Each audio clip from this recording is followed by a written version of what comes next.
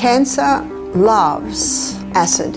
In the previous video, an internationally renowned health teacher Barbara O'Neill shared 7 alkaline-forming foods that we should mainly consume to keep cancer away from our body. In this video, we will learn from Barbara on 8 acid-forming foods we should try to avoid in order to provide a healthy environment for our body to naturally protect against cancer and other diseases. As a reminder, let's quickly hear about why we should always maintain a healthy pH balance for our body. The pH of the human body is important because at different pHs, diseases grow, and at different pHs, it's very hard for disease to grow. And blood's reading on the pH scale is between 7.35 and 7.4. But in a cellular pH of 5.5, this is where disease thrives, especially yeasts, funguses, and cancer. Cancer loves acid. Cancer also loves no oxygen. The other thing cancer loves is sugar. And so when people come to us wanting help to conquer cancer, you see what we do? We suggest a diet that's highly alkalizing. We suggest ways to oxygenate the body, and we also greatly eliminate the glucose, the sugars going into the body. Since we have already looked into 7 alkaline foods we should eat, we will now go straight into 8 acid-forming foods we should avoid. First, what does it mean by acid-forming foods? Let's have a look at acid-forming foods now. These acid-forming foods are high in the acid-forming minerals, which is phosphorus, sulfur, and chlorine. So what foods are high in phosphorus, sulfur, and chlorine? First is meat. So what foods are high in phosphorus, sulfur, and chlorine? Meat. This explains why Dr. Colin Campbell found he could turn cancer cells on and off like a switch by the amount of meat and dairy products he was giving the rats. So red meat and processed meat are the most common acidic foods in the Western diet. Red meat is high in protein and phosphorus, thus increasing the amount of acid in the diet. Next is wheat. The hybridized wheat, the hybridization of the wheat created a lot more of the acid-forming minerals.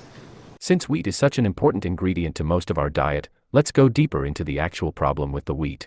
The original wheat that God made is called Enkenhorn, or some call it just Enkhorn. And that original wheat had a very fragile protein or gluten structure. It is not sure when, but they estimate a couple of 1,000 years ago, Enkenhorn did a wild hybrid with a field grass and came up with the Emma strain of wheat. Its structure, its protein or gluten structure is not as fragile, but it's still fairly fragile. And in the 1950s, it was the Emma strain of wheat that was put through intensive crossbreeding.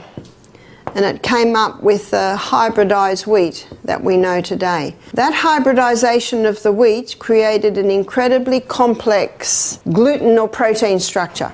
Today we're looking at how the hybridization process changed the gluten or the protein structure, and it's almost only a cast iron gut that can break down that very complex protein or gluten structure.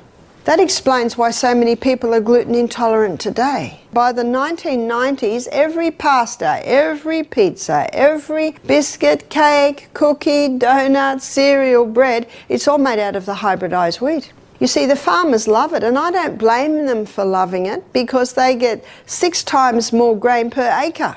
It was zoomed through to help with the starvation crisis in the world, and safety studies were never done. This explains the gluten intolerance that we see today. The 2 most common symptoms of a gluten intolerance is brain fog and bloating. Third acid-forming food on the list is caffeine foods. Caffeine, all your caffeine foods and drinks have an acid effect. An imbalanced diet high in acidic foods such as animal protein, caffeine, and processed foods puts pressure on the body's regulating systems to maintain the pH neutrality in the body.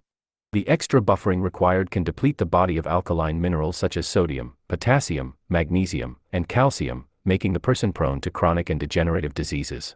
So it is important to consume in moderation. And of course, caffeine usually comes hand in hand with the sugar, which certainly ups it. And remember our 2.6 Coca-Cola, that's a combination of the caffeine and the sugar. 2.6, this is where Coca-Cola sits. It's a killer, it's toxic. So next, you wouldn't be surprised to find refined sugar is on our list. Refined sugar, it's very acid forming.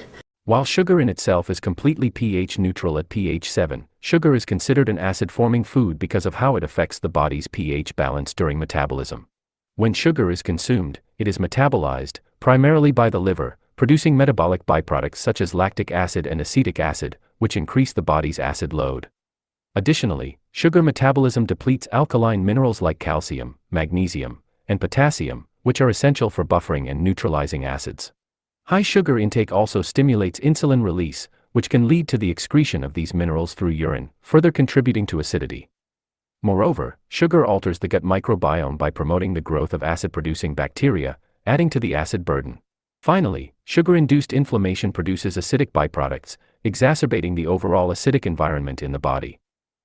Surprising food you find on the list is aged cheese. Aged cheese? What's the blue in the blue vein cheese? The blue in the blue vein cheese is mold. So the only cheeses that don't sit under that category, the cheeses that have probably a pH of 7 would be your fresh. So that's your cottage, your ricotta. I'm not saying that they are okay, because usually they come from cows who have not been fed right or have chemicals in them. Dairy products are generally considered to be acid-forming foods. This classification is based on the concept of potential renal acid load, PRAL, which measures the acid or alkaline effect of food on the body after digestion and metabolism. Foods that are high in protein and phosphorus, such as dairy products, tend to be acid-forming. When these foods are metabolized, they produce acidic compounds that must be neutralized or excreted by the body. This can lead to a higher acid load on the kidneys. Here are a few examples of how common dairy products are classified in terms of their acid-forming potential. Milk, slightly acid-forming. Cheese, moderately to strongly acid-forming, depending on the type. Yogurt, slightly acid-forming. It's important to note that the acid-forming or alkaline-forming properties of food do not necessarily indicate their health benefits or drawbacks. A balanced diet that includes both acid-forming and alkaline-forming foods is typically recommended for overall health. Next is alcohol. Alcohol is not a food, but it creates an acid environment in the body. Tobacco is not a food, but it also creates an acid environment in the body. Alcohol breaks down in the body to acetaldehyde, and acetaldehyde is a neurotoxin. We don't want a neurotoxin. A neurotoxin is a brain killer. So should you eliminate all acid-forming foods? The good news is that you don't have to avoid altogether. To maintain the 6.5 environment, we need to be consuming 20% acid-forming foods and 80%, 70 to 80% alkaline-forming foods.